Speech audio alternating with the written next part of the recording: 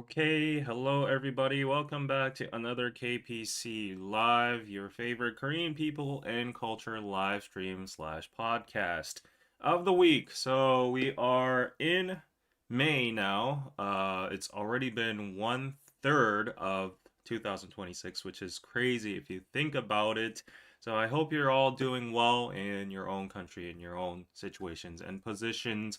But yes, welcome back to KPC, and today we're going to be talking about a lot of topics that might pique your interest in Korean society, culture, and whatnot. So yeah, before we go on, just to let you guys know what we're going to be talking about in brief, as you can see in the title, we have some very very intriguing topics indeed. So apparently there is a very big movement in the classroom going around in K elementary schools where they are trying to ban sports, soccer, baseball, and also school trips, and also giving out rewards and awards to children. So, what's happening behind all of that? On top of that, we'll be talking about our second topic, which is K dramas. Not only K dramas, but also content all over the world picking up Seoul as a hot spot, especially Netflix just capitalizing all over Korea right now. So is Seoul going to be the next big city in the world? So we'll discuss about that. And last but not least, our very heated topic. This is a very big social issue in Korea right now. Samsung employees are going on full strike. They have already announced that they will go on full strike and they are furious. And you might not have an idea on why they're going on strike because everybody thinks they're earning so much money in this AI super cycle, right? So what might have triggered them? So yeah, these are the three big pillars we're going to be talking about today, but before we go on, I have to greet my viewers in the chat. Hello, Lynn. Hello, Francesca. Hello, Roshas. Haraboji, you're late. I'm sorry about that. Harleen, hello. Aversion to evil. It's 12 p.m. I want to scream. Hello, feel the vibe. Tiana, hello. Thank you, thank you. And Jeanne, Mary. Hello, everybody in the chat. It's great to see you. Samsung on strike. I guess strikes are quite rare in Korea. It is indeed. So yeah, we're gonna go in deep about these topics today. Yeah. So just to give you a little bit of a life update before I go on, I've been very busy. I've been going through a lot of emotional roller coasters and also a lot of administrative work. And also, I've been on a little trip for myself too. So if you want to know about what's been going behind the scenes, why I've been so quiet, I've uploaded it on my Patreon with my exclusive podcast. If you want to go check it out, there's a lot of tea over there. So yeah, please do check it out. It's the best way to support me. If you want to support me throughout this stream, please donate whatever you can via paypal.me/koreanpizzaclub, actually /KPC David Kim now. It's in the description box. So please do so. Super chats are always welcome too, but YouTube takes 35% of the cut. So yeah, keep that in mind if you want to support me fully. Yes. All right.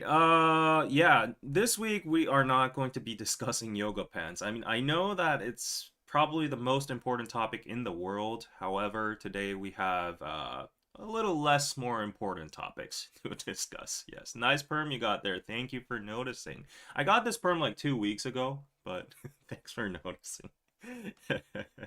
All right. Oh, you watch my Instagram reels. Yes, you know, I was in Busan, I was in Jeju, so more of a reason to follow me on Instagram, my socials, and Patreon as well too. So yeah, we're at a great number right now, 69 people in the chat. I think it's a irregular time, so maybe we might need to wait until like it warms up a little bit more. But yeah, we can't stall too much because I've decided to shorten the length of my live streams into a more compact 1 hour session from now on because, you know, like yeah, it's good for me, it's good for you guys. And also, most excitingly, I'm going to chop up these sections and put them up on a different channel called KPC clips, something like that. I'm still ideating about it, but anyways, that's gonna be happening. So yep. Mm-hmm. Yes. So, all right. So, before we hit the 100 people mark, let's just go straight on into today's topic. Why don't we, right? Let's go on into the first topic of today. Are you guys excited? Are you guys excited? Let me know if you're excited. Please chat whatever, like hearts or spam ones in the chat. Okay, we're going up to 80. So, I think we'll hit 100 soon. Don't forget to like this video before we go on. I'm watching you. I'm watching you. How many likes do we have so far? Oh no, only 11 likes. Oh my gosh. Oh my gosh. You got it. You guys. Seriously? There are already like 80 people in the chat and only 11 likes. Please don't disappoint me, okay? All right. So let's go into today's hilarious topic. Okay. The death of childhood memories. The paradox of South Korea's complaint republic. All right, that's the big title of today. So, yeah, throwback to your own elementary school days. What was it like? Well, this screen you're looking at right now, it was probably what it looked like in a Korean classroom. You know, it's pretty clean. People, you know, we have our own desks, and you know that I think that picture was from COVID, so they have those like what do you call them? Those shield guards or whatever. But anyways, elementary school was a place that people hated and loved at the same time because you wanted to go to school to see your friends and play with them during PE and like go on field trips and yeah, also gather some knowledge and you know get smarter, right? I actually hated studying myself, but yeah, it was the good old days. No, not so much of a big stress back then. Even in Korea, the intensive education and academies and studying start, I would say, from the higher levels of elementary school, from middle school, and then on to high school. But what we have to note here is that a big part of it is about to change because elementary school, it was all about the excitement of going on field trips with your friends together, eating snacks, and, you know, receiving awards for these little things you could do. I never actually, you know, you could never receive an award down the line in your life for these kind of things, for just showing up or making an awesome poem or making an awesome painting, all these kind of things. And also there was the adrenaline of like playing dodgeball or soccer or baseball with your friends in the field. So those are the good memories I have when I think of elementary school. And those are the core memories, and those are when you actually make your friends. But in South Korea today, this is being systematically deleted from the school experience. And today we're going to be looking at how a culture of extreme civil complaints, aka 민원. Do you know what 민원 means? 민원 means civil complaints. There you go. So civil complaints are turning our schools into silent, risk-free zones. And risk-free does not mean good in this manner. So first of all, let's look at this picture over here. You know, this is just a standard elementary school picture, but you see like the, what do you call them? We call them 운동회s, but we have these uh every semester we have this massive festival where we compete against each classes, each other, and we do like, you know, running, we do tracks, we do like soccer, we do like sports and all that, and everybody's so like, you know, competitive to raise their hands and get the answers right and get a compliment or an award from the teacher. You know, we hand them out in those like little sheets and binders. I got a lot of awards for showing up every single day, so we call that 개근상. Yeah, that was actually a token of, you know, you are a responsible person, you are a diligent person. So actually I'm really for these awards. I think they should be given out. But yeah, if you look at this picture, you see the guy in the middle looks pretty depressed, right? Because these are all now disappearing. Oh no, what could be happening? What, right? What could be happening? Humble brag from David. Well, I don't know if that's actually a brag because the only thing I was good at was showing up. It is something, right? It's better than nothing, right? Whereas my other colleague, other students or friends were getting awards for math competitions and art and poetry and all that. But anyways, I was the best in showing up every single day, thanks to my mom, right? Participation awards, exactly. That's what I'm talking about. But anyways, okay, going back.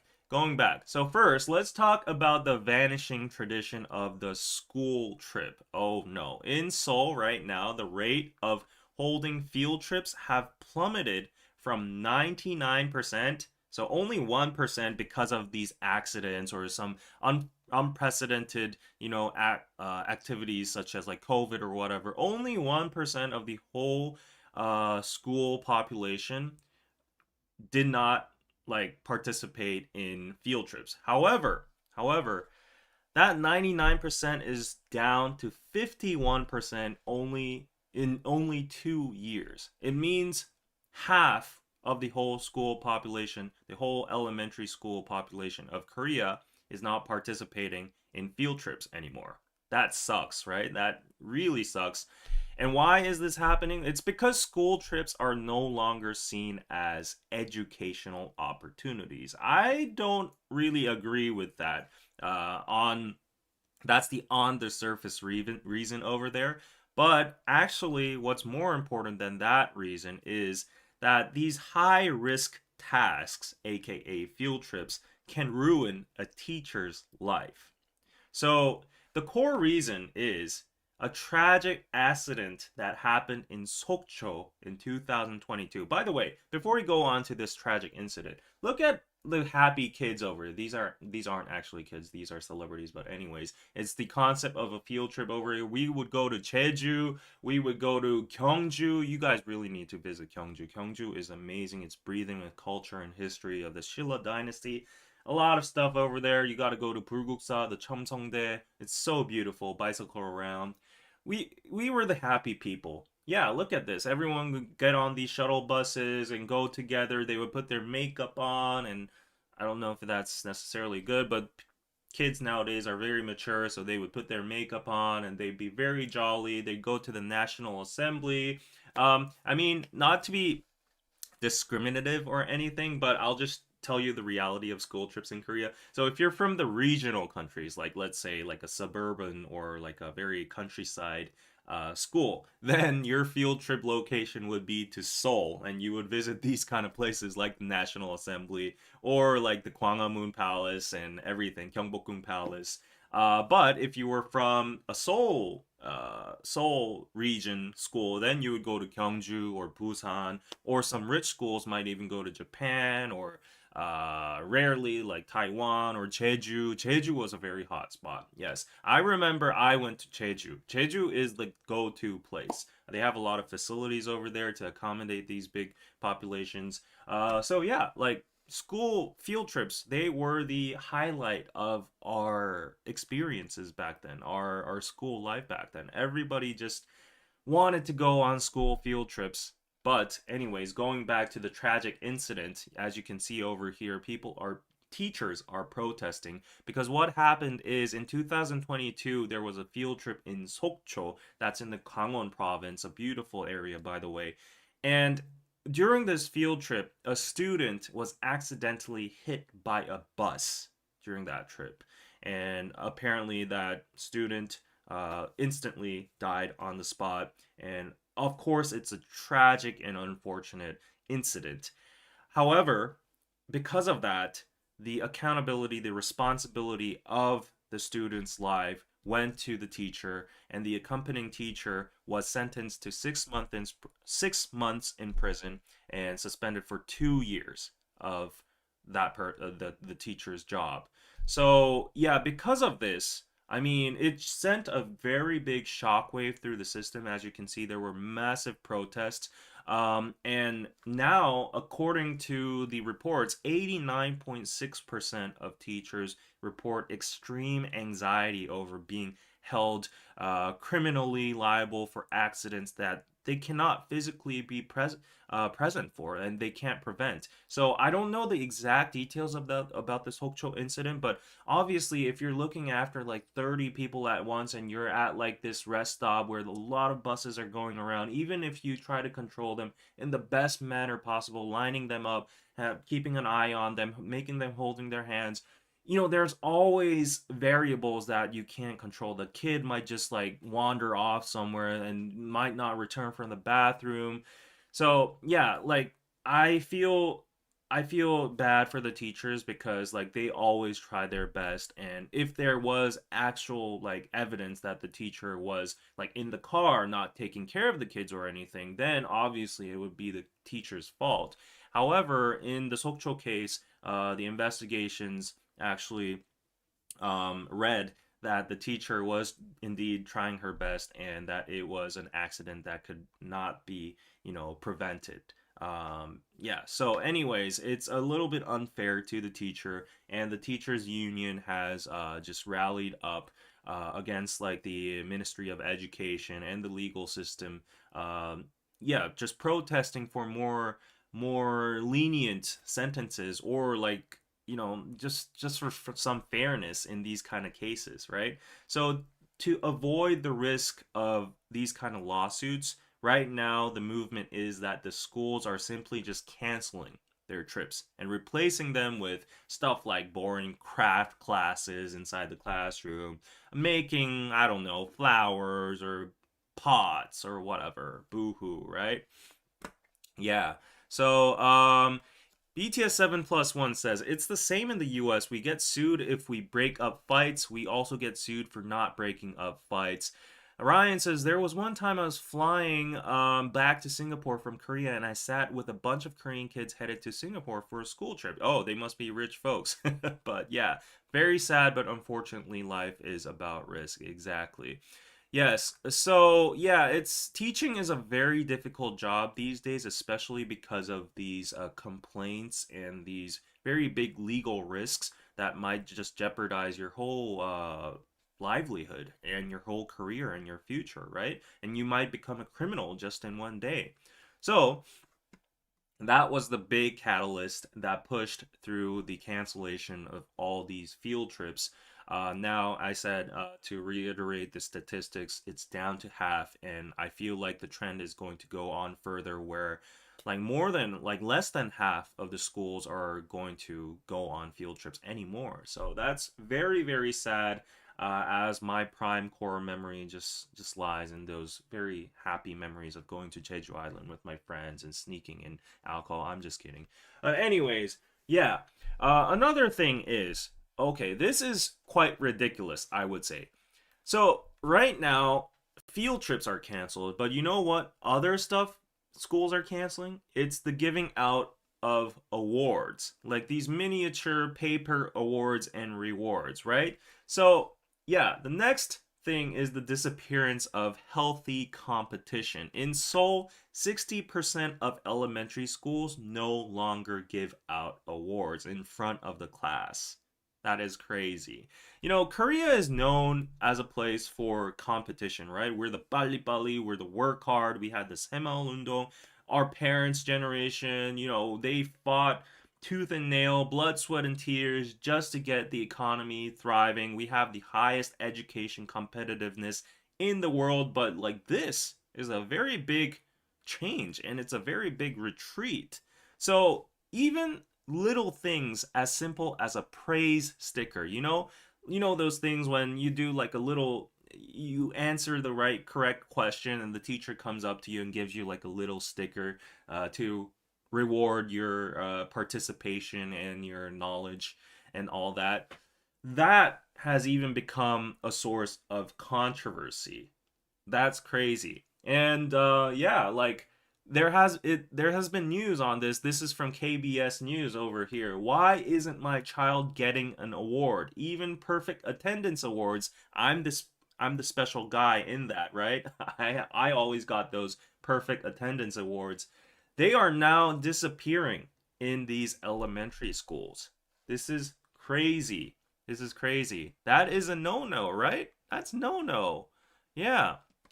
Um, Maybe they're trying to reduce the competitiveness so that students aren't devastated if they're not in the top two. Well, if that were the motive, I would be totally, supportive towards this. But the problem is that isn't the primary motive. So the reason this is happening is it's a phenomenon called relative deprivation. So parents frequently complain that seeing another child receive an award makes their own child feel frustrated or excluded.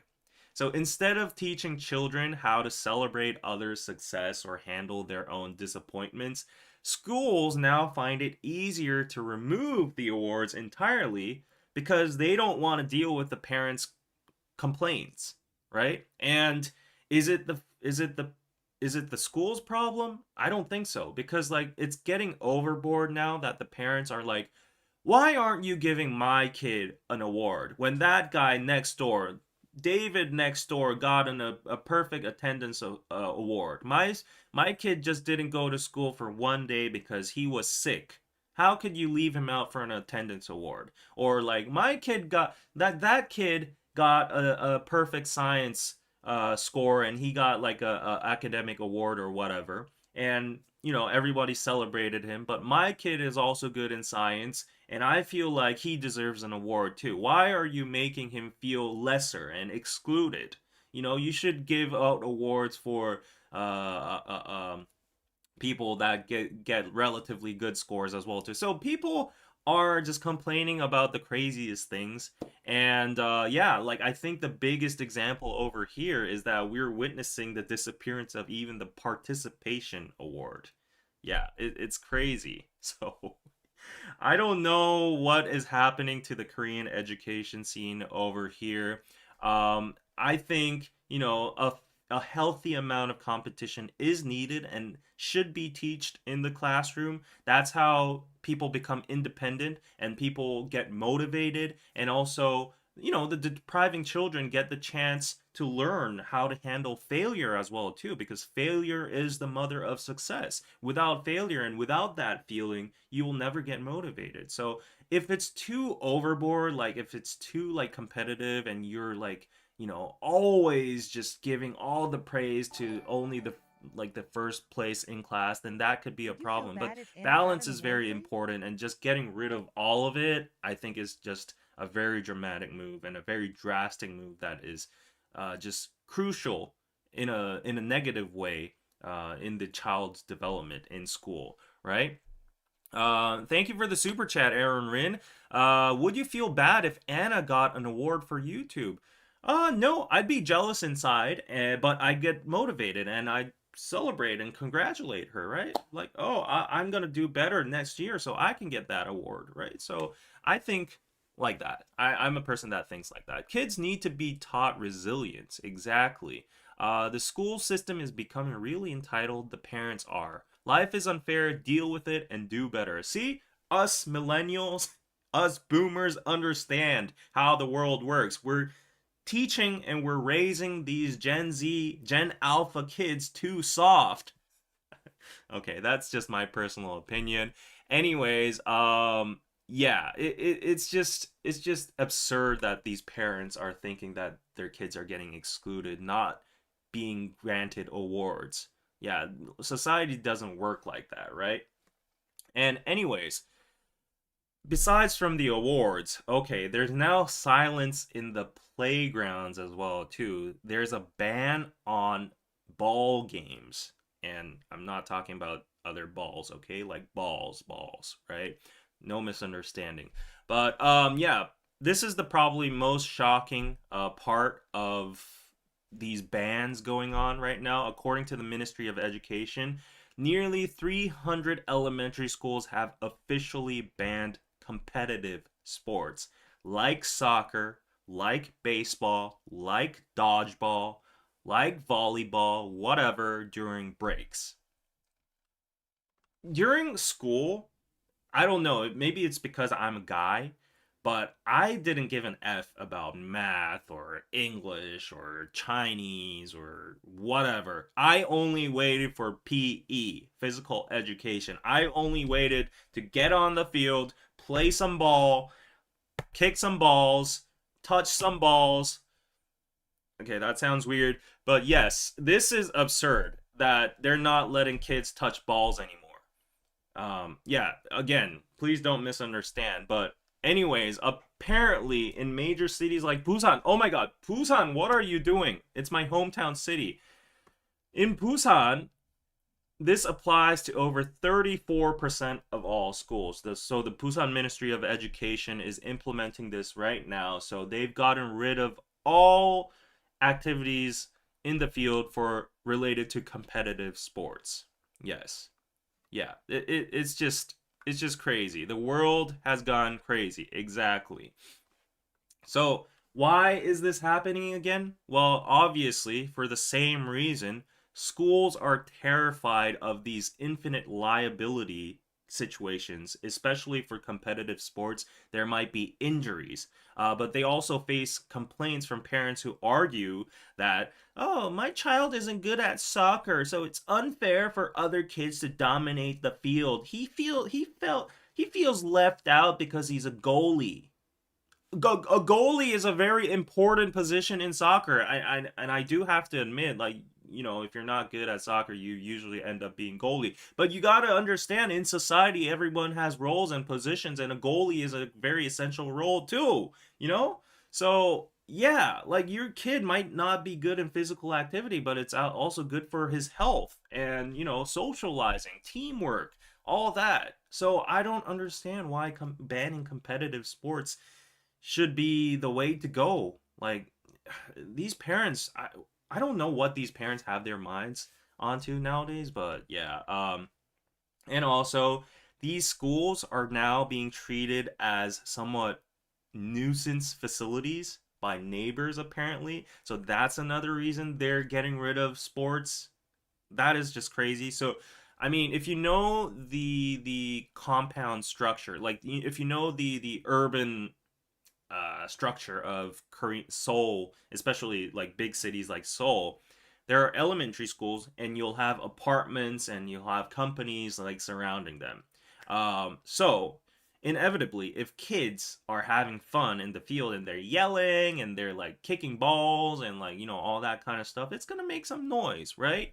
But apparently, some people in the nearby apartments are filing complaints to the Ministry of Education or these schools directly, saying that it's too loud.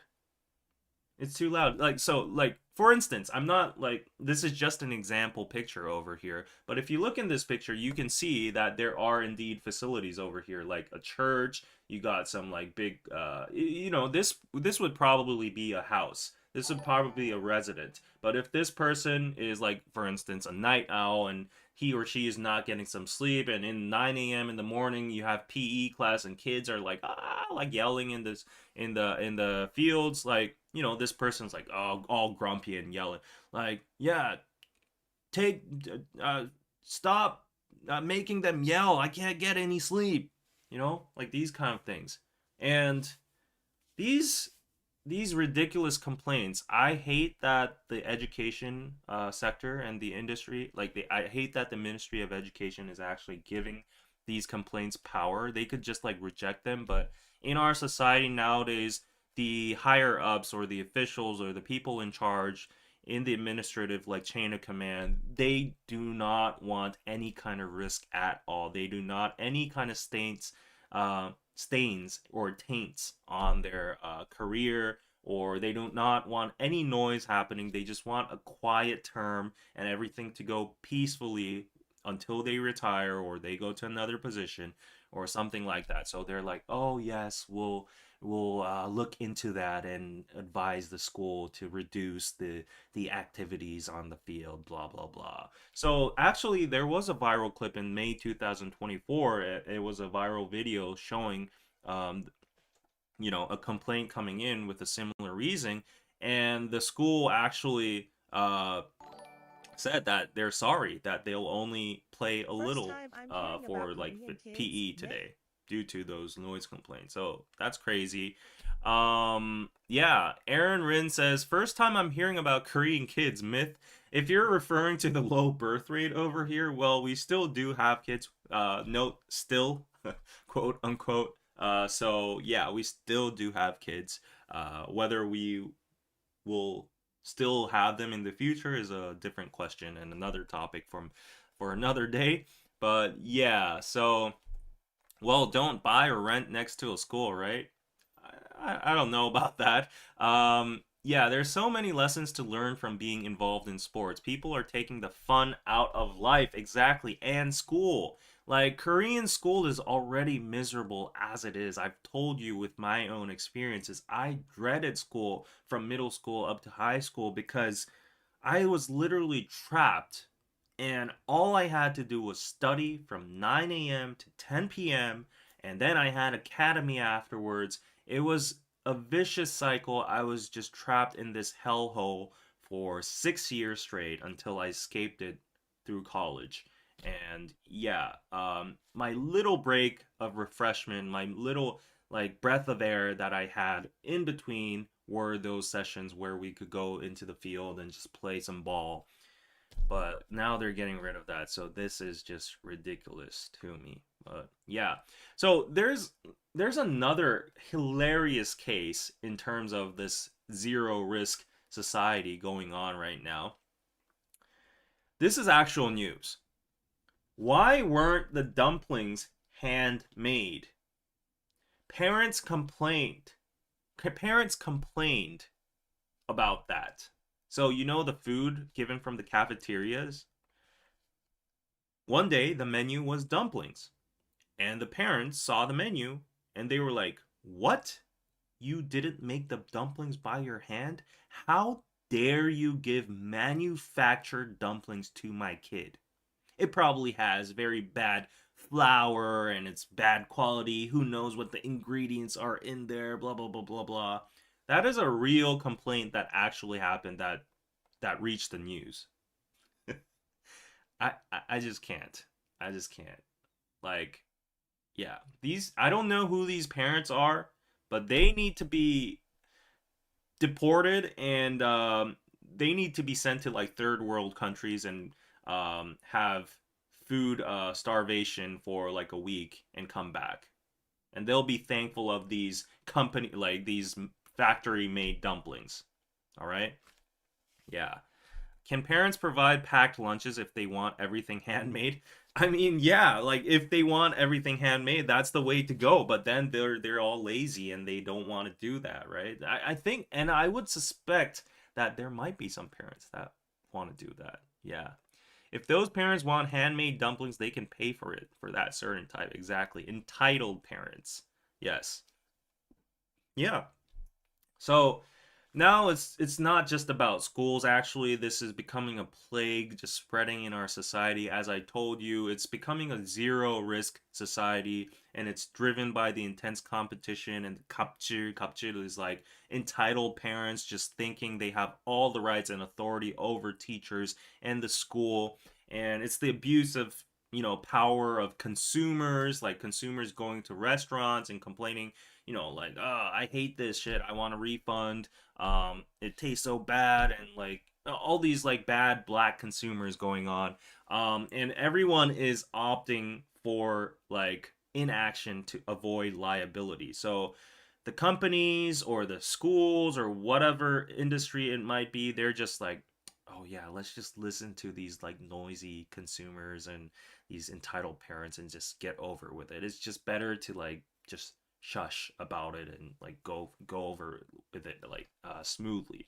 It's happening in the military as well too. So yeah, apparently statistically 2.3 million civil complaints were filed annually, and South Korea has reached a point where, oh my gosh, on top of those 2.3 million civil complaints, this happened. So a couple weeks ago, this wolf, I know it's the randomest thing ever, but this wolf escaped a zoo and it went missing, and people were very concerned about it. It was super viral.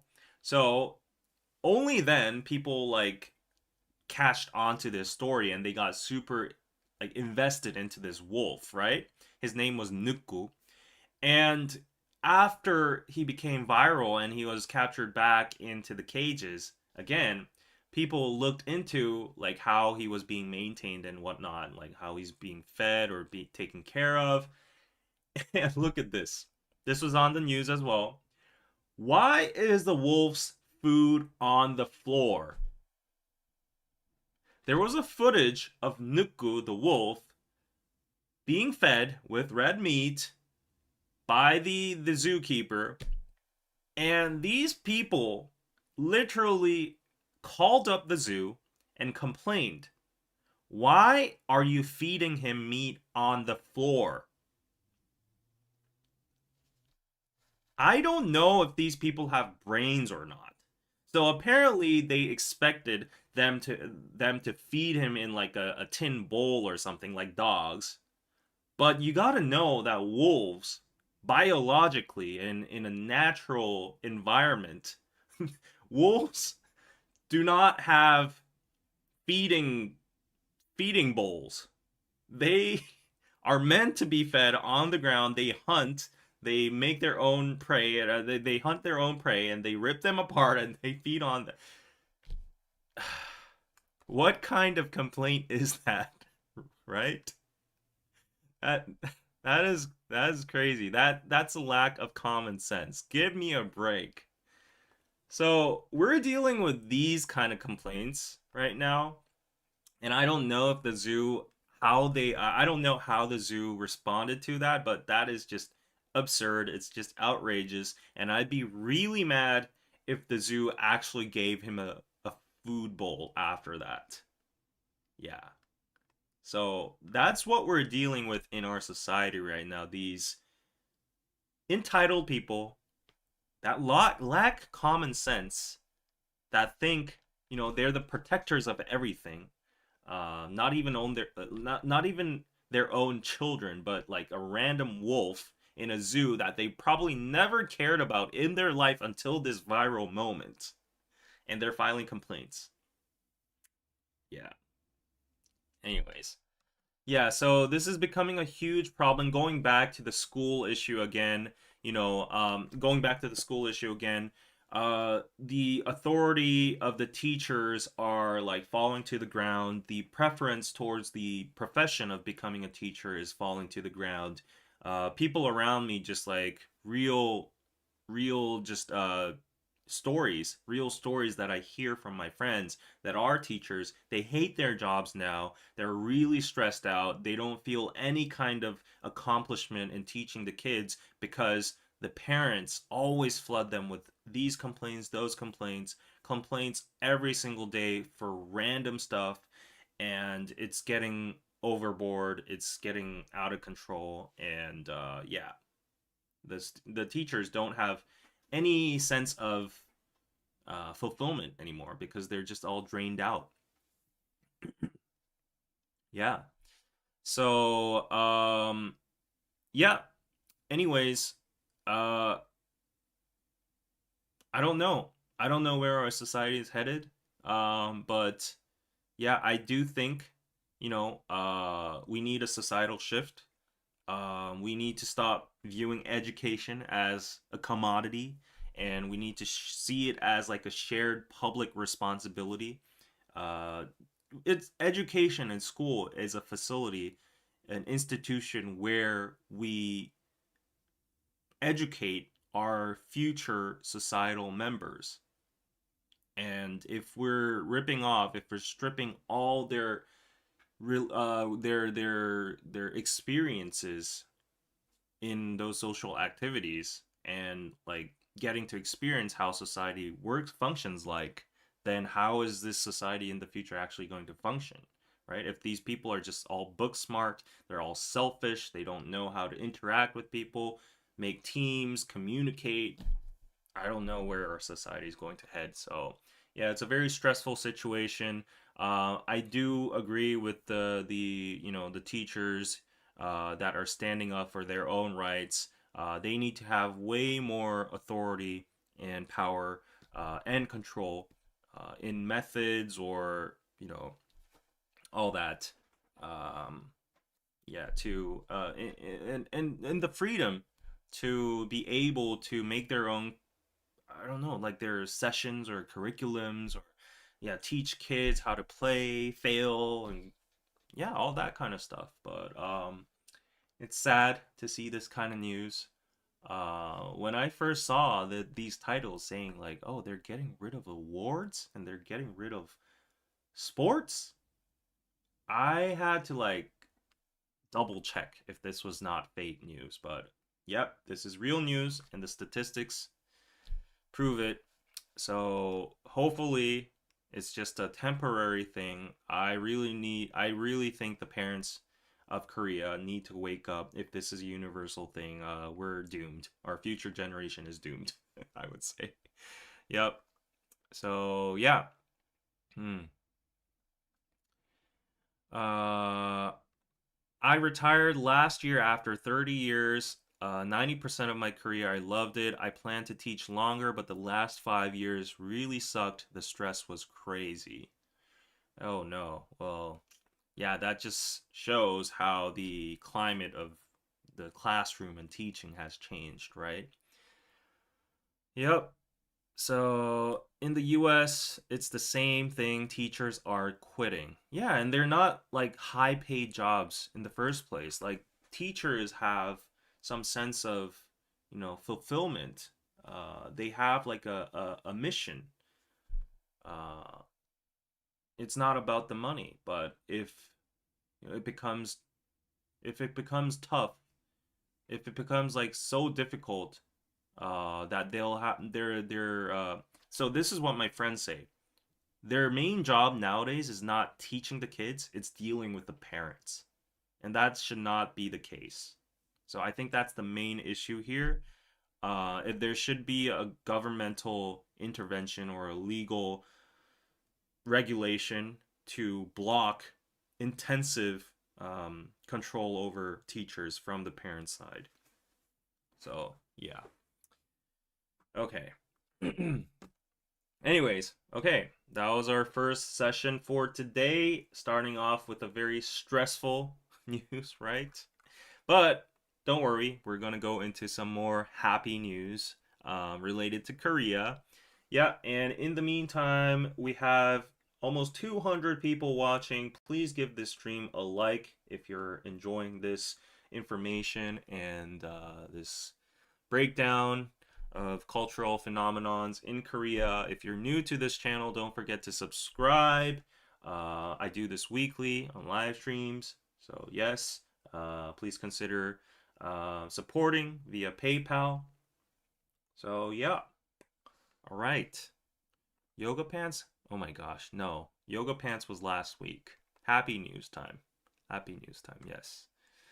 All right. Let's go into the next topic already, right? So, I guess you guys have noticed this already because you guys have always been in the center of K content and you guys are the early adapters of this very new big global wave of Korean culture, right? But for those that haven't been in this sphere for a while, something interesting has been brewing, and you might have noticed more and more on Hollywood or Bollywood or whatever, local films like global films and movies and series, Seoul is becoming a more frequent background over the years. So, yeah, like usually in the old days, when a movie character wants to find his self or like do a fresh start or, pack their bags and go to an exotic country, the destination usually was like New York, London, Paris, right? Like the the exotic and grand cities. But nowadays, it's changed, and the coolest characters in a lot of these global series are packing their bags and landing right here in the center of Korea, Seoul. Yes, so we're gonna be we're going to be talking about how Korea is becoming the ultimate filming hotspot for the world's biggest series and the OTT platforms, aka Netflix. So, yeah, let's first start with Seoul. Beautiful city Seoul. This is the landscape. If you haven't been here before, this is exactly how it looks like. You'll see Namsan Tower over here. Yeah, we have a lot of mountains, but we have a lot of skyscrapers, but we also have a lot of little houses here and there. So a lot of people describe Seoul as the perfect mix between the modern and the traditional, or the old and the new.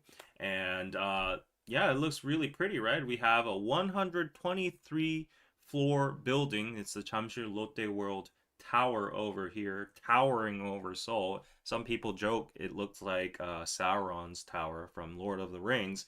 But yeah, it's very beautiful. It's a very colorful city as well too, despite having a lot of concrete walls. Yeah, but if you look at it during the night, it lights up with all these neon signs. Alleyways after alleyways are packed with people, restaurants, cosmetic shops, convenience stores, arcades, PC bangs, norebangs. So yeah, you get all the stimulation you can get. Yes. So it's indeed a very, very beautiful city, I would say. So what's happening right now is, the it's a classic trope. A character moves to a new city and then suddenly that city becomes, like an inspiration for that person. And that was the plot for a lot of films in the past, and the as I said, the locations were very western centric, but nowadays it's becoming more and more Seoul. So the biggest example would obviously be Exo Kitty. I don't know if you've seen it. I personally watched it. It was not my cup of tea. I kind of cringed, but like the cringiness is the appeal of this series. So it's this, spin-off from the US teen franchise, and it's set entirely at Seoul, in an international school called KISS. Okay. And there are gorgeous shots of the cityscape with Cheonggyecheon, Myeongdong, Namsan Tower, everything. And here, what you got to know is that Korea isn't like just a background anymore. So it's functioning beyond a background, a backdrop. So in Exo Kitty, like the culture and the characters are actually Korean, and she goes and explores the city, and like the themes and the activities she does are really adjacent to what Korean people do in their daily lives. So you're experiencing a new culture and lifestyle through the scene, and the screen, whereas in the past it was just like a fancy background, right?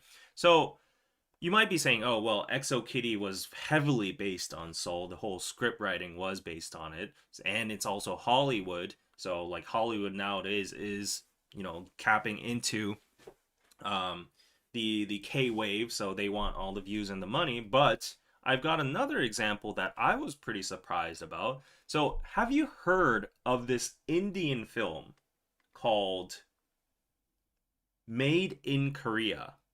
In Korea, the title's translated to Again in Seoul, but apparently it actually hit #1 on Netflix global non-English chart for 2 weeks, and it's not from Hollywood, it's from India, and it follows this woman. Okay, I'll show you a trailer for a bit.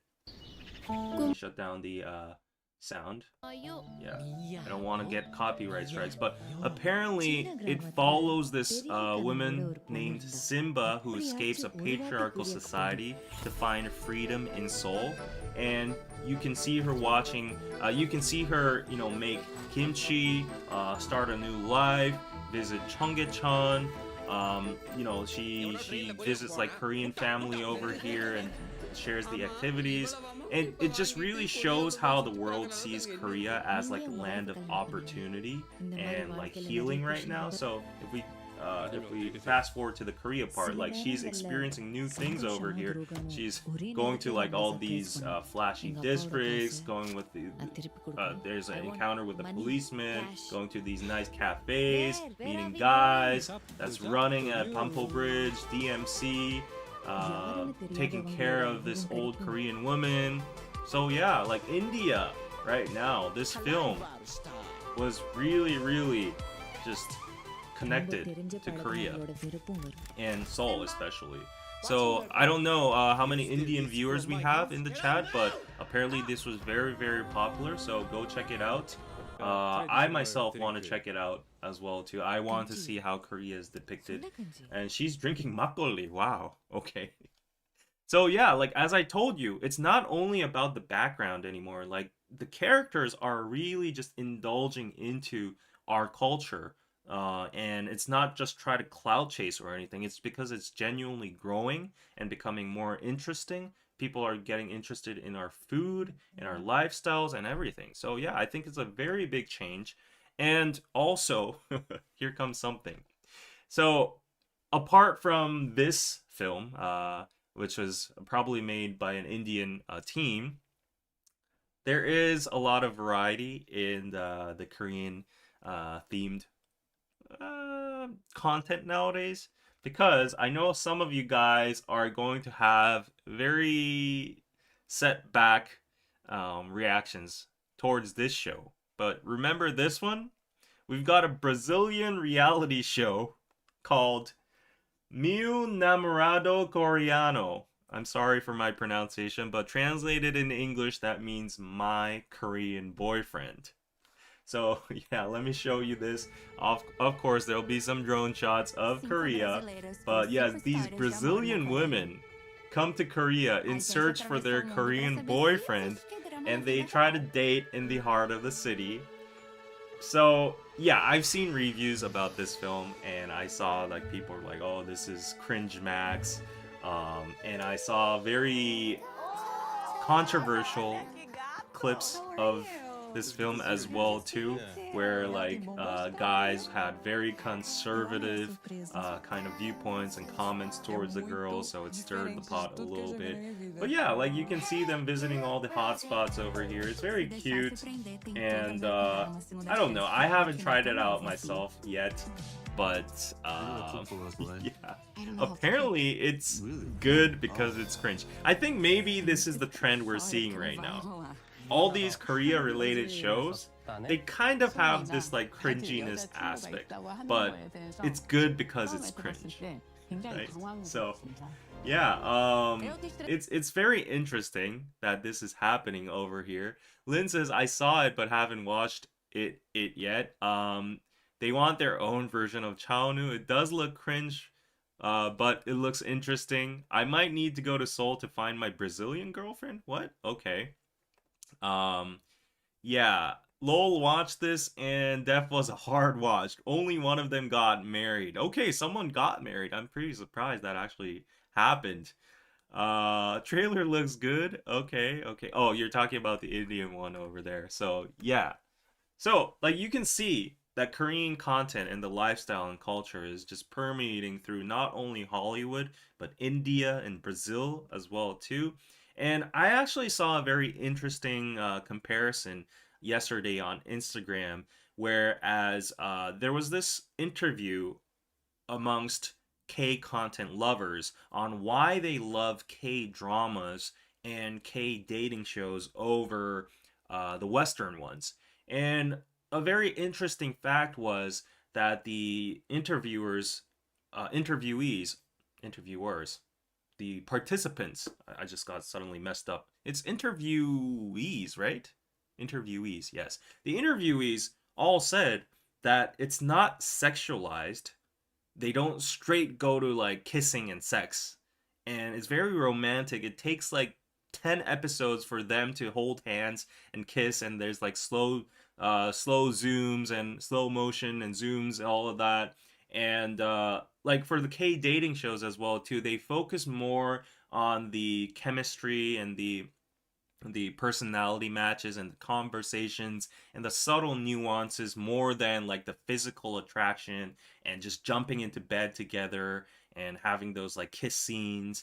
It's not overstimulated. So a lot of people love K content for its like pureness, I would say, or the cutesy romantic vibes of it. And I think, yeah, that is a spot on analysis, and that is one of the big reasons why people are resonating more towards K content, right? It's something new that they haven't seen. They've been kind of worn off by the Western hyper stimulated, over sexualized content over there whenever it relates to romance. So yeah, we're definitely seeing that change as well. It's the modern day equivalent of romance novels. That's a great way to put it. If they want to go to love hotels in the first episodes, there are certain websites for that. Okay. Yeah, but I do think though, like on Netflix, ever since Netflix has become involved, global capital in K dramas, the atmosphere is changing a little bit. So you might seem very like spicy Korean series, yeah, but still compared to the Western series, it's very just yeah toned down.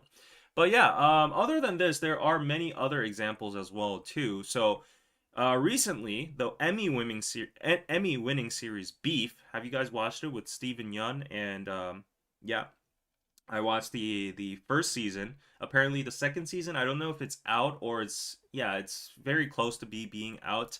Apparently, on season two, on Beef, there's going to be a lot of locations set in Korea and Seoul. And there will be actors such as Yoon Yo-jung and Song Kang-ho. They're like very big veteran actors in the Korean scene. And yeah, they're going to be playing Korean golf, and BM from Card is going to be in Beef 2 as well too. So yeah, Matthew from Card. So a lot of Korean influence, a lot of Korean locations, and in like even Netflix based dramas like Beef as well too. So yeah, Beef was entertaining. Yeah, it was. It was definitely. Yeah. So right. So a lot is happening around Seoul and Korea right now. So right now, there are statistics that actually prove that this isn't just like just handpicking some series and like fitting the narrative and saying, "Oh, Seoul's becoming a hot place." Apparently, foreign productions in Seoul have jumped over 164% in the last decade. If you rewind back to 10 years ago, there was actually one case that got everyone crazy, going crazy in Korea. Everyone was cheering for this. It was such a big accomplishment for us. Wow, this is actually crazy that this is 10 years ago. The Avengers Age of Ultron. Do you remember that film? To think that was a decade ago. That's crazy. But anyways, this is the shooting locations of the Avengers sequence. We had so many different, shooting scenes. It was so funny to me back then because like Captain America was suddenly at DMC, and then the next scene, the Black Widow's riding her motorbike through Gangnam Station, and then she goes through an alley and she comes out through Hongdae or something. So like it was very disoriented for the local viewer, but we saw a lot of Korean presence in this film, and then actress Soohyun, which was also Korean, was a part of this film too. So this was probably the first time Koreans felt, proud of Seoul being like a movie site. But here, the difference is back then it was just a generic big city. There was no meaning in being in Seoul. It's just one of those like Hollywood films where you watch Mission Impossible or 007 Avengers, and the stars have to jump through like global cities, and they go to like Shanghai, Hong Kong, Tokyo, and like Mexico City and New York. They always always say 2020 Shanghai, and then suddenly you got a drone shot. Those kind of location shots. So yeah, it was just Seoul was just depicted as like this new city with cool buildings, and you had a very smart scientist over there. But again, I just want to emphasize nowadays it's changed. The narrative has shifted. Now the storylines actually center around the location of Seoul itself. The characters do activities that are only Seoul specific. They experience the culture. The lines are centered towards it. And right now, Seoul has become the hip city. And according to The Guardian, it put it as the Korean culture has swallowed the whole world, and especially Latin America. And right now, the Gen Z now wants to visit Korea even more than the US, according to some articles. There's a rumor Yeah, that a member so of Baby Monster um, has taken lots of Korea's time off due to really a become pregnancy. Is like this something that very happens in the idol spotlighted industry? and on the radar in the past decade with the help of K content, K culture, and all that. Yeah. Broccoli, thank you for the $10. There's a rumor that a member of Baby Monster has taken lots of time off due to a pregnancy. Is this something that happens in the idol industry? Broccoli, I thank you for the $10, but that is beyond my expertise. I cannot answer that question. That's very unrelated to what we're talking about right now. I mean, if we were to suppose that actually happened, then that would be a valid reason for, yeah, for a hiatus or something. But yeah, let's not give fuel to like those kind of rumors, right? Before it's confirmed or anything. Anyways, yeah, going back to our topic, yes, why has this trend accelerated recently? I mean, it's been on the uptrend for a while, definitely, but statistics say that the past year was like the best. It had the steepest increase. And obviously, everyone's pointing their fingers to this IP, K-pop Demon Hunters.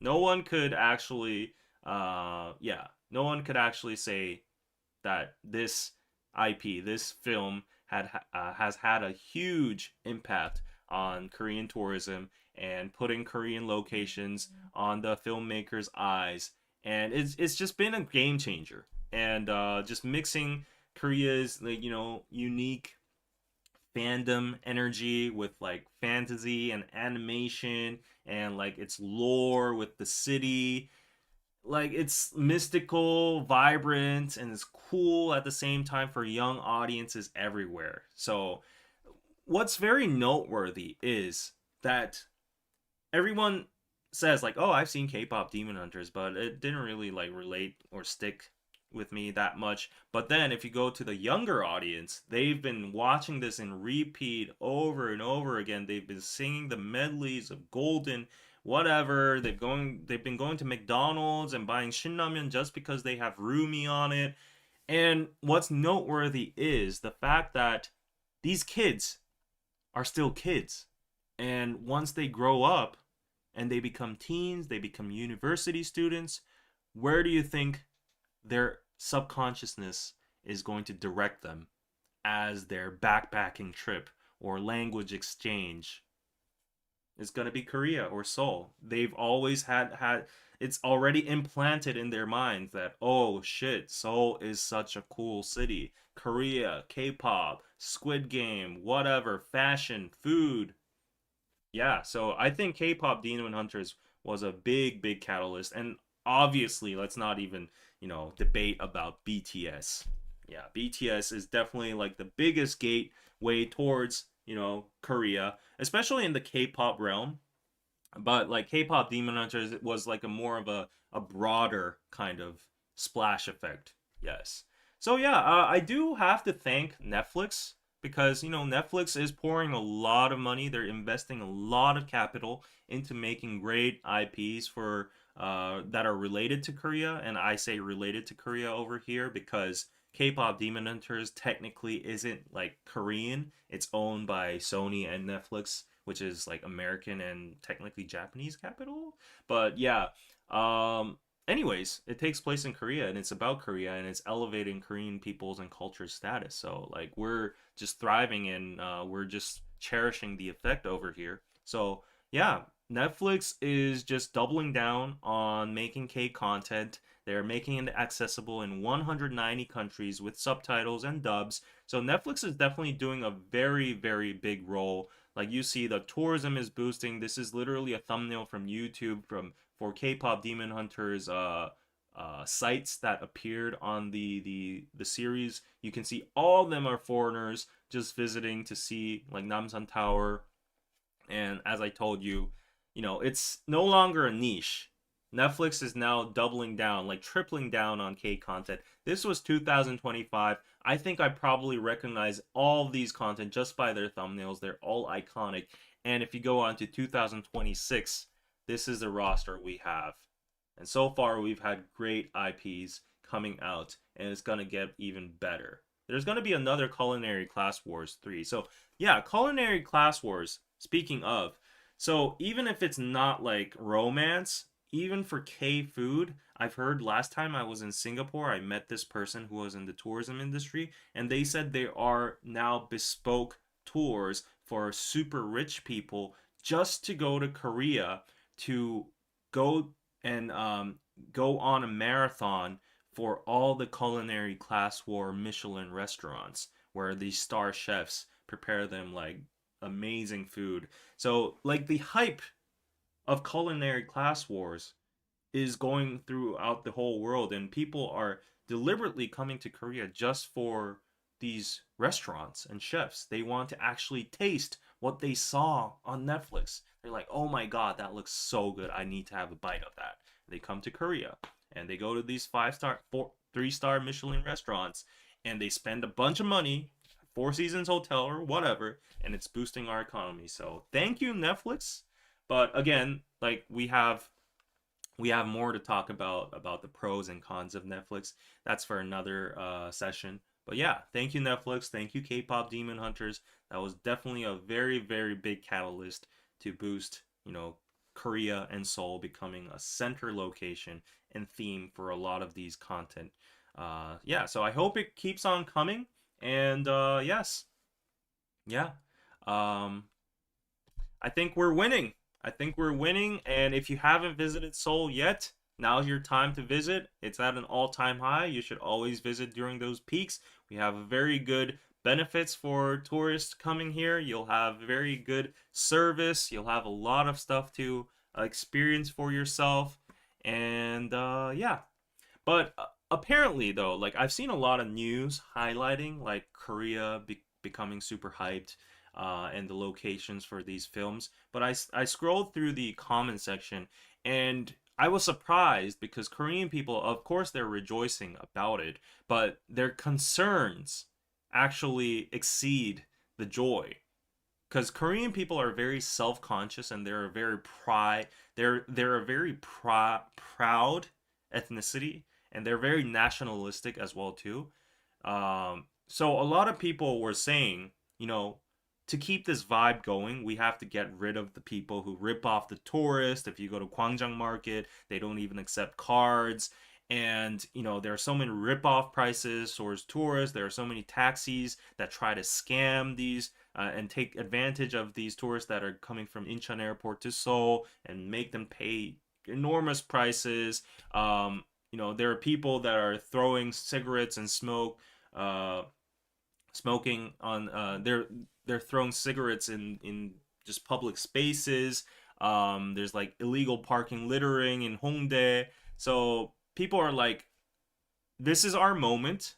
We should cherish it, and we should double down on the regulations and law enforcement to keep this image going, because we don't want people coming to Korea and getting disappointed by all the litter and by all the scams and the ripoffs and the inconvenience. So it's like a self-policing narrative that's going on right now. Yeah. But yeah, of course, like if you look at the comments, they're like, wow, I can't believe this is happening. To someone out there, Korea's become like a fantasy land now. And it's our job to make sure that fantasy, of course, it's a fantasy, but we don't make it into like a shithole reality, right? Like the middle point would be great. So that someone visited Korea and their overall, sentiment would be, wow, Korea is just amazing. Yeah, it's definitely like not everybody's a K-pop idol over here, but still they're actually very good looking. They groom well, they're very well mannered. The streets are clean, it's very safe. There's so much entertainment here. Things are cheap, good food. So we want to just preserve that status right now. I guess that's the sentiment of Korean people. But yeah, in terms of content, I think the producers and everyone is doing great. So keep up with the good job. And I feel like I have some kind of role in here as well too, as like an online YouTube content creator, a cultural ambassador, where I try to entertain you, inform you about like the latest trends or culture about Korea. So I'm doing my best in my own way as well too, in my own small room. Yeah. So yeah, I hope Korean culture flies and becomes bigger and bigger in the future. Yep. All right. David has the K-pop haircut. Exactly. I'm embracing the K-pop style over here. Yeah. The Hallyu wave is definitely strong. That's how I started doing YouTube in the first place. I went to Singapore as an exchange student. I saw that it was present. It was actually real. And I was like, you know what? I need to make content on this. Yeah. Uh, I don't know, man. I feel like Korea should stop simping for international approval and attention. That's a great point. That's actually a great point because I think we've gone over the phase of international approval and attention. Like, we're now a staple name. But also, that could be short-sighted as well, too, because some people assess this all as a fad. It's like just a trend that's gonna die down after like a couple years, and people have fear for that. So while Korean people know that, oh, we should stop doing this gukbong thing, like we already have amazing, content out there. We have amazing infrastructure. Our country's super safe and beautiful. So like it's naturally just going to draw people through word of mouth. So we don't really have to outsell ourselves and do sales and be proud of Western validation. We all have that dual mentality, but as I told you, the national sentiment is we have concerns. We're like, oh shit, what if we can't live up to this? Like, what if like this all becomes like downtrend for a while? We need to. We're very competitive folks. So we're like, we need to deliver the best while we're at the top so we can maintain this and this just doesn't become like a short-term trend that we're just like capitalizing off right now. We want this to become a staple industry. So after like 100 years, who knows? Like Seoul could be like the center of Asia. Like it might not be a dream. Yeah. So right. It's at the point where Netflix is just making money off your culture. I think it's a double-edged sword. Again, I told you that there are pros and cons of Netflix using Korean culture, but at the same time, if you think of it in a different perspective, it's very much free promotion for us as well too. I wouldn't say free, but because technically they are gaining a lot of money and subscribers through it, but still, think of the splash and indirect effect it is creating. Like people are just flocking to Korea right now and they're spending money. They're just interested and new generations are just like coming up learning about Korea that they've never, like in the old days people only know about Kim Jong Il and Kim Jong Un and like nuclear missiles and you know the Korean War, and that was about it. And K-pop, oh, K-pop's lame, it's so cringe. Oh, they all look gay and they have makeup on and all that kind of stuff. The narrative has totally shifted, and I think that's the power of content. So the soft power and the cultural dominance we're experiencing right now, it's a double-edged sword, but I do think Netflix and content has taken a big, big role in it. Yes. All right. So, okay, that was today's second segment. Yeah, we've been streaming on for how long so far? 1 hour and a half. So let me try to, yeah, rush through the last one so that we can maybe end it within 20 minutes. I don't want to keep this too long, but again, 200 people watching, please hit that like button. We're at 100 likes, and I appreciate your super chats. Please keep them coming. And Susie, thank you so much for buying me a coffee. I always enjoy your videos. Thank you so much. And Lynn, thank you so much for the $20 on PayPal. Thank you so much. No message?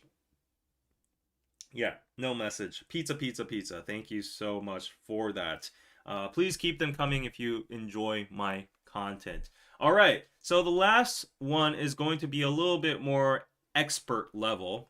So for those of you who are interested in beyond K-pop and beyond K culture, the next one is going to hit the nail for you. So, yeah, be prepared. All right, you guys prepared? Give me 1 minute, actually 30 seconds to grab some water to hydrate myself, and I'll be back. Yes.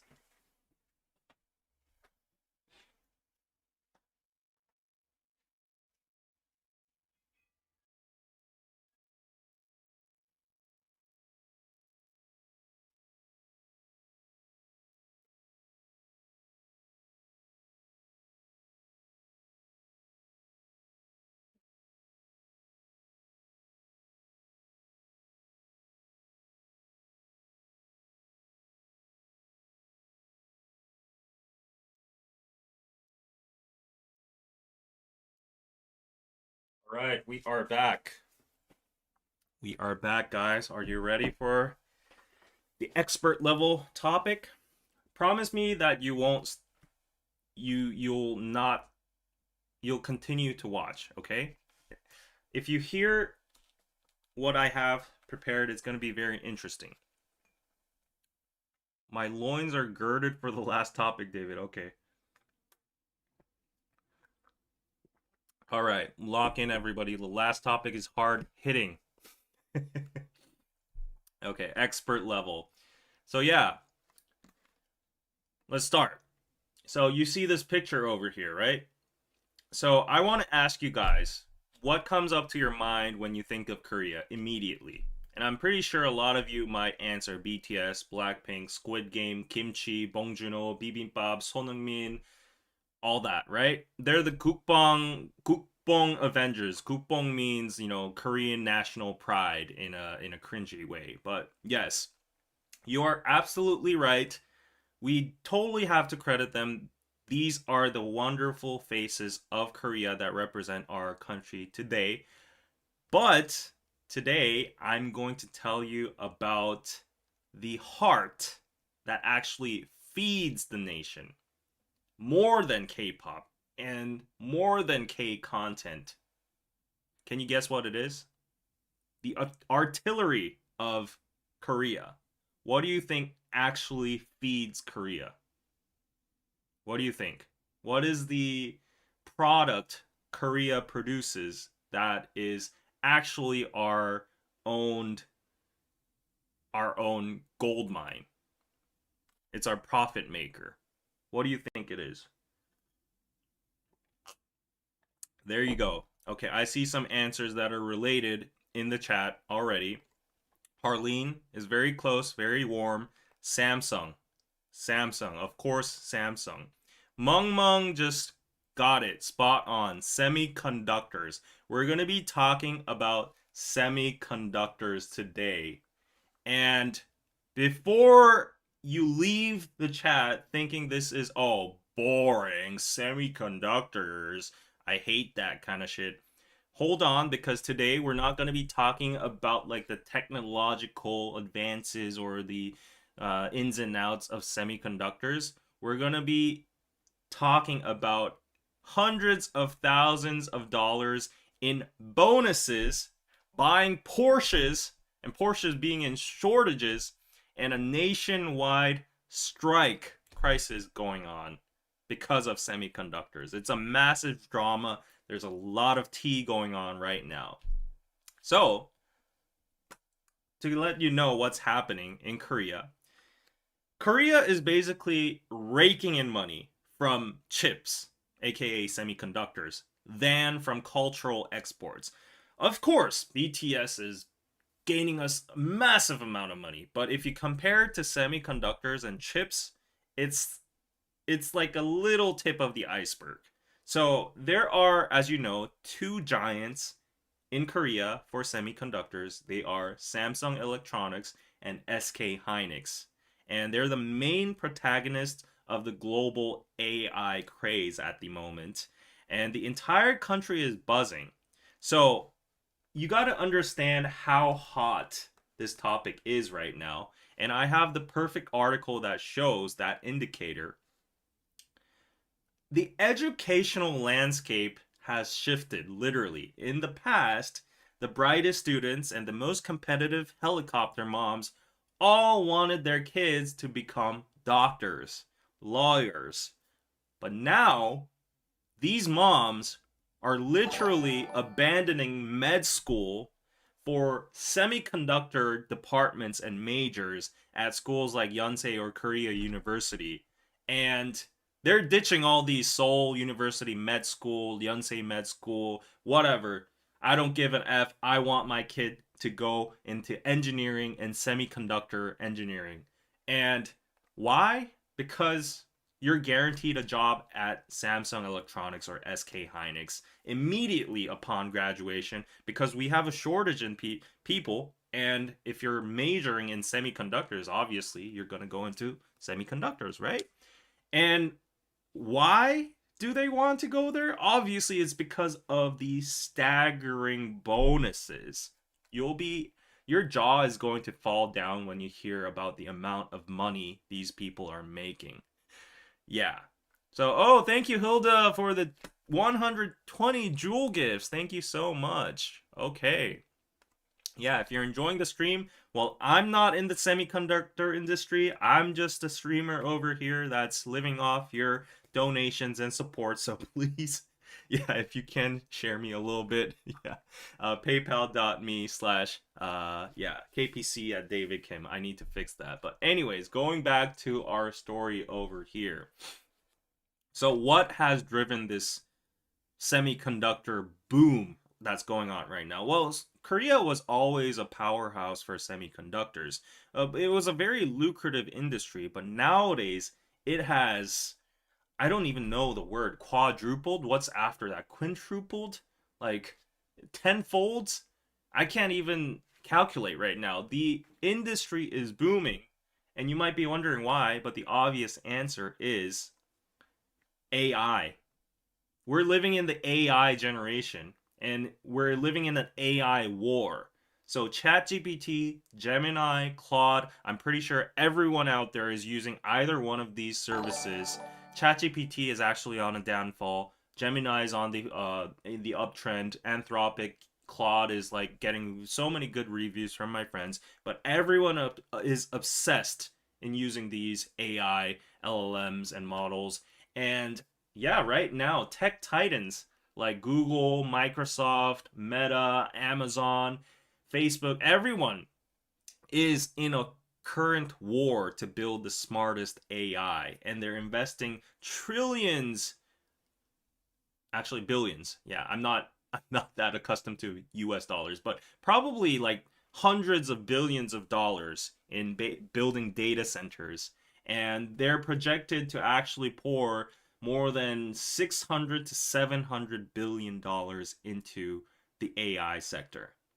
So, yeah, right now Samsung and SK Hynix produce chips specifically that are performative for these AI mechanisms and data centers. They're called HBMs. Apparently, they're the brains of AI, and it's produced by these two companies that make the brain run fast or something. So I'm not an engineer. Do not ask me about the specifics about it. Search what an HBM is, okay? But all we have to know is that these big tech companies are desperate to get their hands on these HBM chips, and they want to build their own data centers. They are in massive demand right now. NVIDIA's CEO Jensen Huang visited Korea just for that sole purpose. He wanted to get these chips first. Yeah, so that's how important Samsung and SK Hynix is right now in the AI race that's currently happening. So, yeah, right now, there's just no competitor. There's no substitution. Even in the world of HBM chips, to get a little technical, SK Hynix was number one, but Samsung now upped its game, so now they're pretty much on par with like whatever the performance of these chips.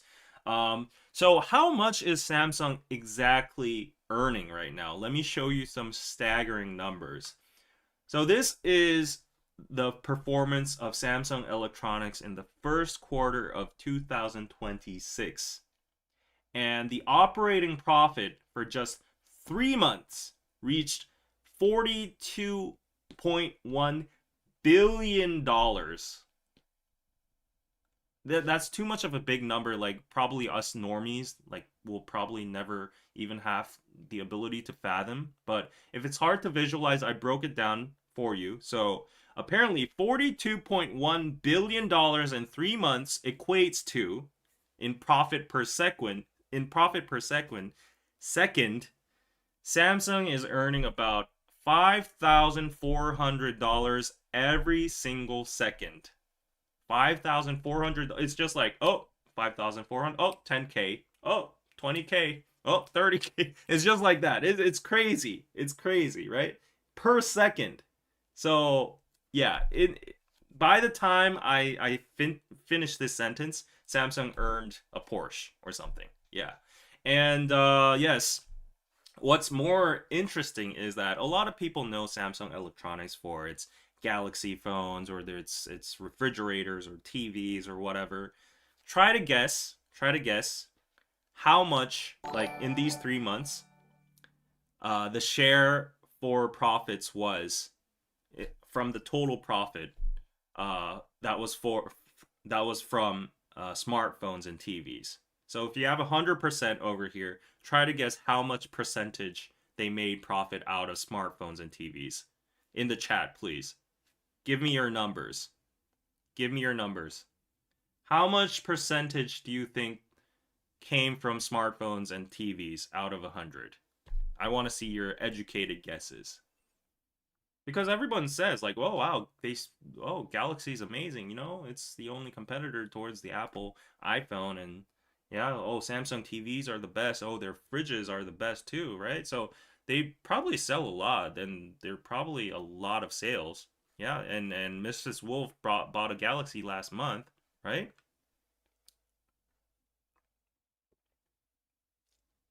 How much percent do you think? Okay, I'm seeing a lot of numbers from 3, 10, 32, 100%, 40%, 70%. Okay, 99.9, 90? Really? Okay, maybe you misunderstood the question. But to give you the number, Samsung Electronics only earns 5 to 6% of its total profit from smartphones and TVs. 94% of its profit comes from semiconductors. Isn't that crazy if you think about it?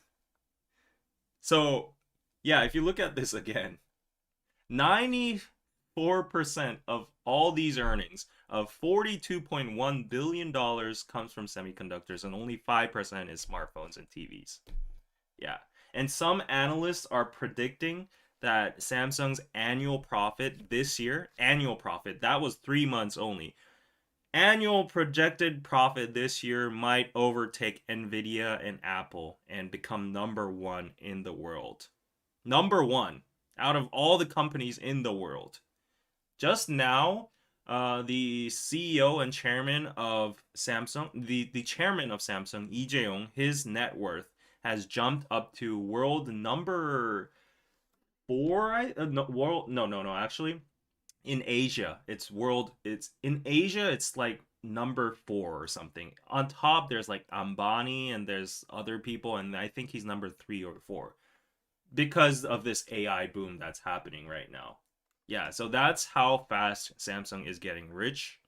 And yeah, so what's going on? What's the T over here? So you see all this money. They're going crazy over money. So why is this becoming such a problem? Everyone should be happy, right? With all this money flowing into our country. But look at this picture over here.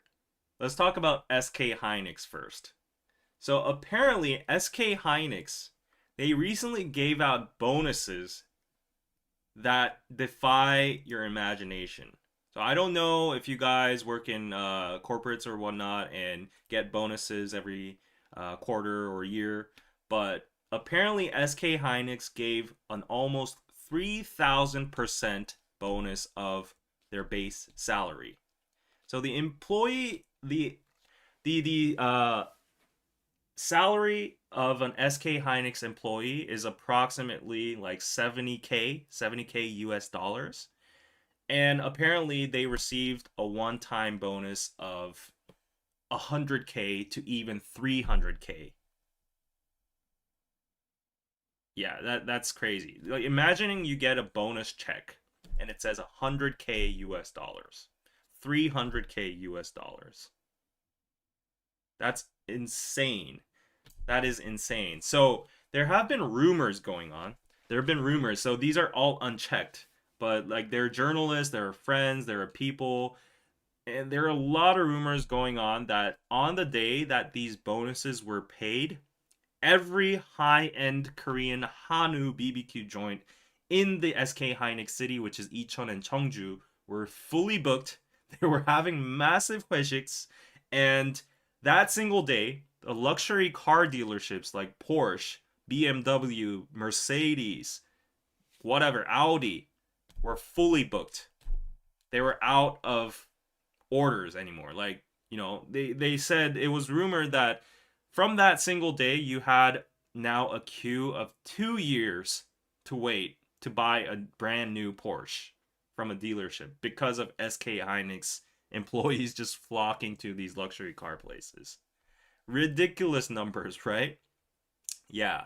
So, I mean, apparently, according to like real estate realtors and bank people, many paid off their entire home mortgages in one go in that single day. So it was literally a money party going on.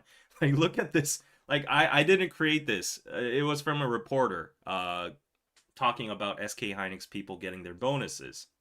So yeah, like up till now, it's a very happy scenario. Everything's pretty good. Like everyone's happy and jolly. But what's happening is, remember Samsung Electronics? Their neighbors are getting this much money for bonuses, but Samsung Electronics employees are furious right now because they're like, we made more money. We made more profit per by company. But why is our bonus non-existent compared to SK Hynix's? So SK Hynix just simplified their system recently to give back 10% of their operating profit to their employees transparently. But Samsung's formula of giving bonuses is very complex and it's capped. So right now, relative towards SK Hynix employees, Samsung employees are missing out. So this caused a huge tension in the market right now. Look at this picture. This is the Samsung employees and what they're going through right now. So, yeah, Samsung Electronics, which is the undisputed number one in Korea, is facing its greatest internal crisis in history since its founding, which is a massive general strike.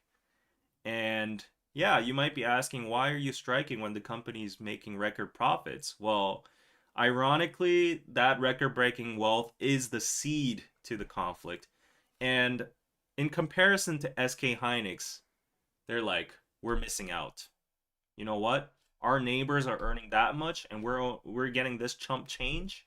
So the Samsung labor union's demand is 15% of annual operating profit as bonuses. If SK Hynix is getting 10%, we want 15%. And translating that into dollars, that 15% of profit would be something of 33 to 45 billion dollars. We're talking about annual over here. And that's more than what Samsung spends on its entire annual R&D. So we're talking, if the union gets what they want, an average semiconductor employee could receive a bonus ranging from 440k to 810k US dollars just from their annual bonus. and that's life-changing money, right? So that's what's going on right now. They are furious. They're totally just threatening the company to stop all manufacturing and all operations. But Samsung management right now is shaking their head and they're saying, no, like we're going to file a court injunction to stop the strike. What you're doing is sabotaging our company. We already offer top tier 6.2 wage increases, and we are changing the entire bonus system now. Right now, for Samsung to change the entire bonus system is a massive risk to management. So both sides aren't backing up, and the union has currently threatened a 18-day general strike. So you might think like, oh, 18 days, that's not too bad. The company might just like wait that out. It's just like a couple days. However, apparently for semiconductors and chip factories, they aren't just like the regular factories. They run automated systems in precision for 24/7,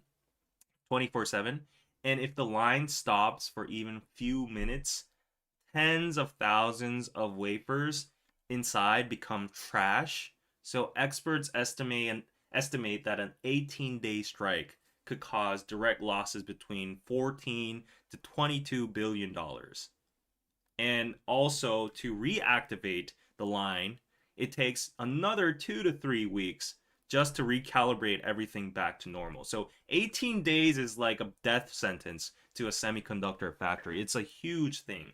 And it might just be dreadful to Samsung internally if it was an internal, like if it was an only internal problem, but apparently because every industry in the AI sector right now is dependent on Samsung, it's going to have a global halt on the AI industry. So that means Nvidia, Apple are going to start wondering if they can rely on Samsung. If the supply becomes unstable, they might turn to competitors or they might start developing their own chips, which might probably take a long time, but still, you know, in the semiconductor industry, everything's dependent on each other and it's connected and everything's very built on trust.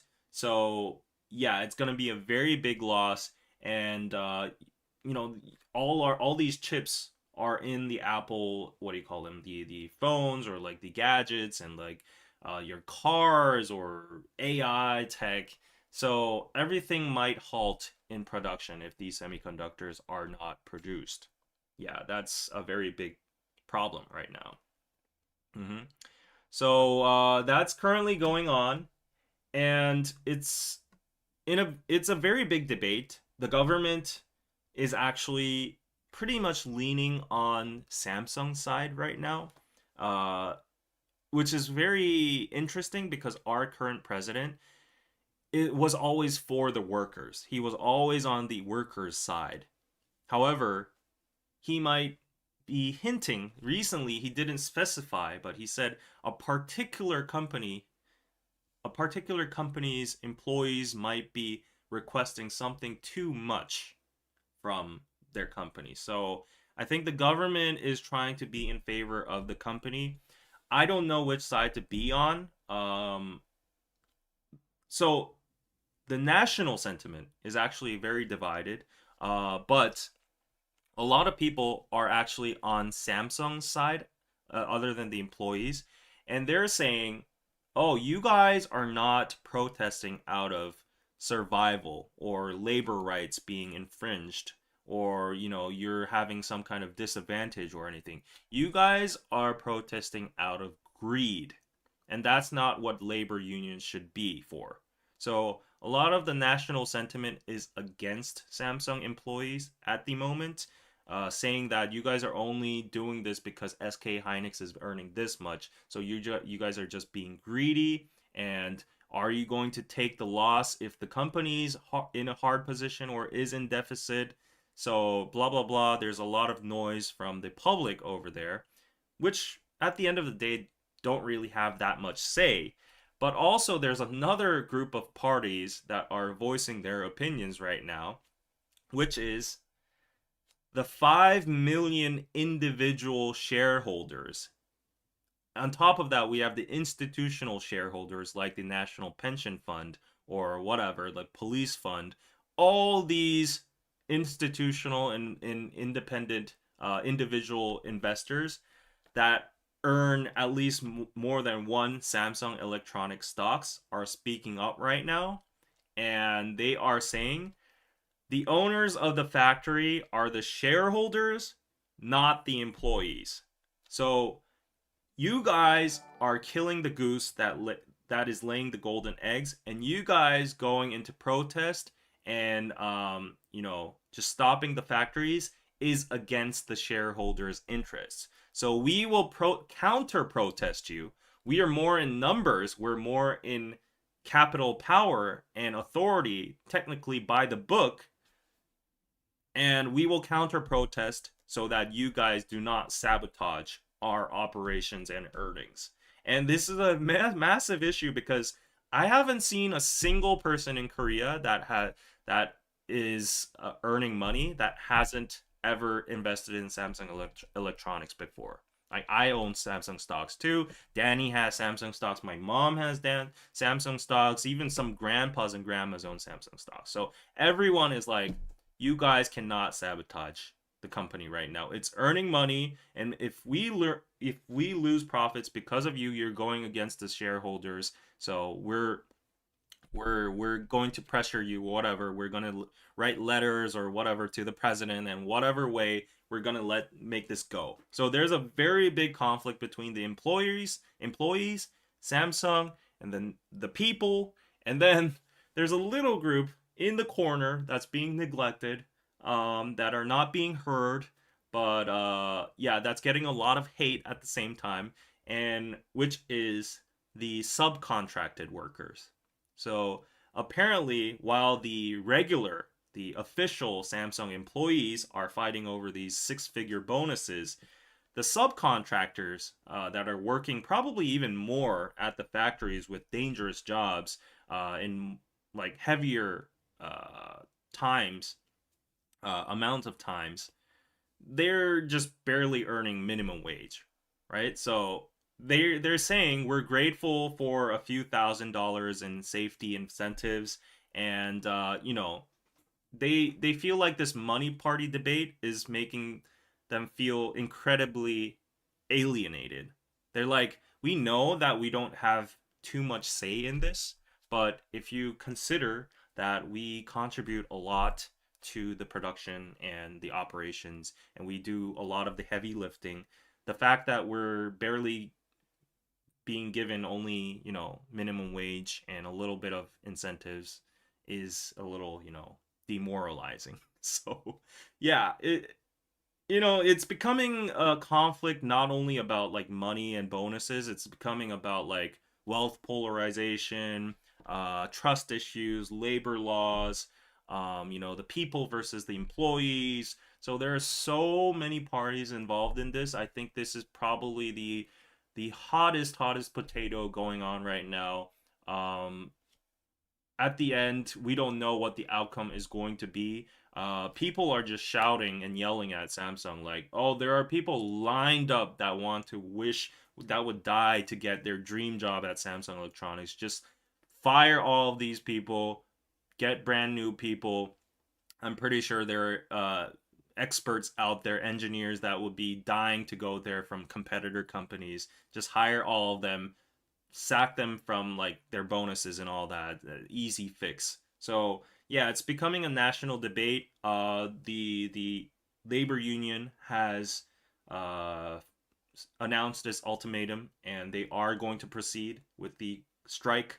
So we don't know what's going to happen. It's going to make a huge hit on the Korean economy if it actually proceeds, and Samsung as well too. It might even like just put a death blow on this huge uptrend we're heading towards with the AI super cycle. So yeah, we're at a very critical point over here. I don't know where to stand because there's so many interests tangled together, and it's just so complicated.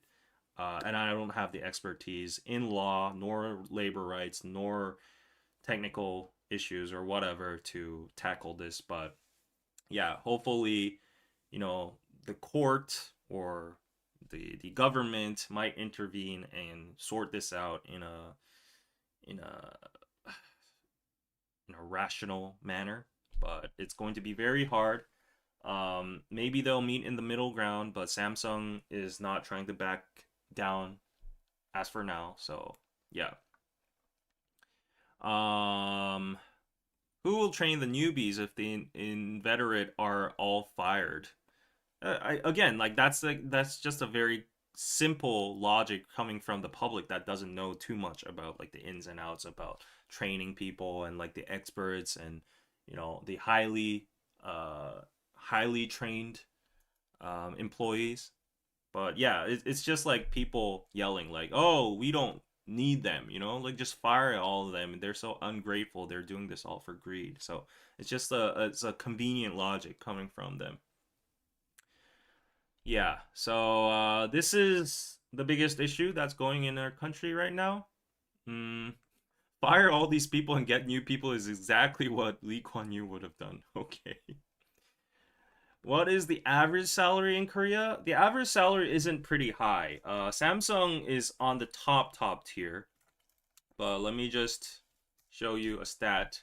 So approximately in 2026, the average monthly salary is 2,900 to 3,100 US dollars.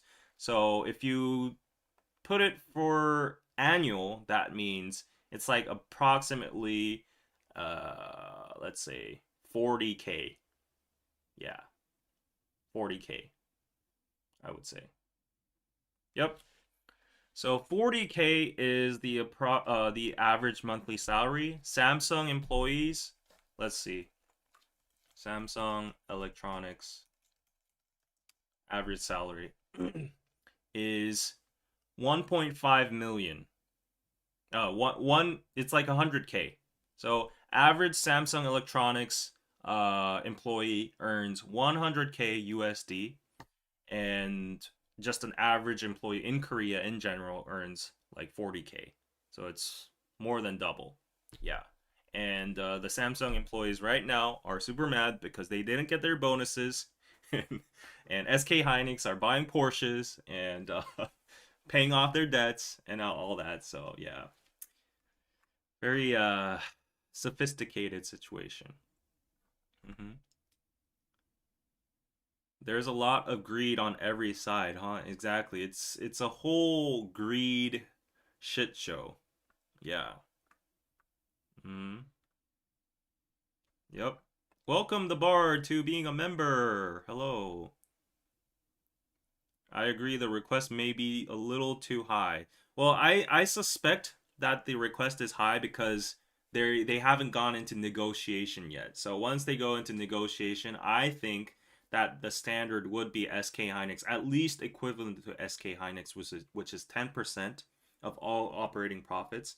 So I think Samsung is going for at least 10%. They start off at 15, they maybe throw like 12%, and then if that doesn't happen, at least get 10%. Whether they're gonna achieve it or not is a different question, but I don't know. Yeah. Thank you, David, for sharing this expert level information with us. Yeah, it might be a little boring topic and a little difficult than usual, but I feel like, it's the most important topic in Korea right now. So, yeah, it would be great to let you guys know. Yep. If Samsung stops, Nasdaq would plummet, bro. Exactly. Yeah, it actually affects Nasdaq because, as I said, Nvidia, Meta, Amazon, Google, everyone's related, and they're going all in on AI investment right now. And if they can't get their supplies and their parts, then everything's halted. So that means no growth. Yep. Okay. Yes, but I just wish I could get a little bit of bonus too from YouTube or anybody. Yeah, so right. We'll have to see what happens to Samsung. If they'll push through or if they'll go soft if they'll grant the employees' wishes. If the I think there are going to be major lawsuits. I think there's going to be class action lawsuits from small investors, institutional investors, if this um, strike goes through and there is like some kind of disadvantage that happens from it. Yeah, because clearly you could probably point the correlation between the decrease of the stock prices through this strike and their earning profits. So yeah, everyone is invested in this because everyone owns a Samsung stock here. So yeah, very hot issue. Mm-hmm. I'll watch the ads for your AdSense. Thank you so much. Mhm.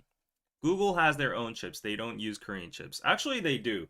So the chips have different functions, and Google is making their own like TPU or whatever, and they're trying to efficient boost the efficiency in their chips. But as of now, everybody uses one or another like Samsung or SK Hynix chips. Yeah. Even Tesla, whatever. Like yeah.